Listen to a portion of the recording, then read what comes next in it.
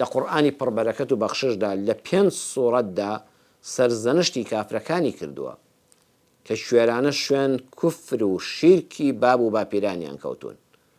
لە سوورەتی ئەلبەقەرە لە ئاەتی 170دا، دووەم لە سوورەتی ئەلمائیدە لە ئاەتی 104دا، سێم لە سوورەتی ئەلعەراف لە ئاەتی 28دا، پەروەردگار دەفەرمێ لە سوورەتی ئەلەحزابدا، چوارەم لە سوورەتی ئەلەحزابدا لە ئاەتی 67 بۆ 68دا دەفەرمێ وقالوا ربنا إنا أطعنا سادتنا وكبراءنا فأضلونا السبيل ربنا آتهم ضعفين من العذاب والعنهم لعنا كبيرا.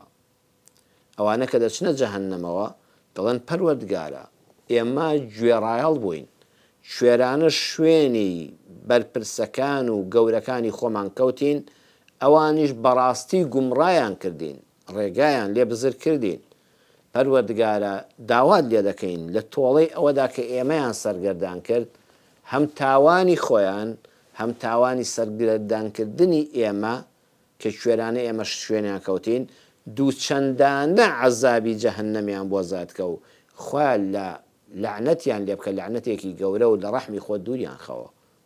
کەواتە ئەمانە لە جەهەنەما ئایا ئەم قسەیە شەفاعەتیان بۆ دەکا؟ نەخێر. بڵێن خوا ئێمە نەمانزانی فڵان کەس ئێمەی گومڕا کرد، فڵان کەس ئێمەی بێدین کرد، فڵان کەس قسەی بۆ ئێمە کرد کەوا پەیامی خوا ڕاز نییە، فڵان کەس قسەی بۆ ئێمە کرد کە دین بەس بەینی خۆت و خوایە. پێویست ناکات دین تەداخولی ژیانی مرۆڤەکان بکە، دین بۆ خوا و بازار و سیاست بۆ خەڵک. ئێمەش بڕوامان پێکرد بە شوێنی کەوتین و گومڕا بووین، یعنی کەسێ مولحید بوو نەعوذ بالله، ئێمەی گومڕا کرد کە خوا نییە، کە ئەم گەردونە هەر لە خۆیەوە دروست بووە، کە ئێمە بەڕێکەوە دروست بووین، کە مردن کۆتایی بە ژیانی مرۆڤ دێنێ و زیندوو بوونەوەیەک و لێپرسینەوە و حیساب و باشت و دۆزەخ درۆیە و نییە. ئەم کەسانە لە جەهەنەما هەرچەند هاوار دەکەن خوا ئەوانە ئێمەیان گومڕا کرد، خوا دووچەندانەی ئێمە سزایان بدە.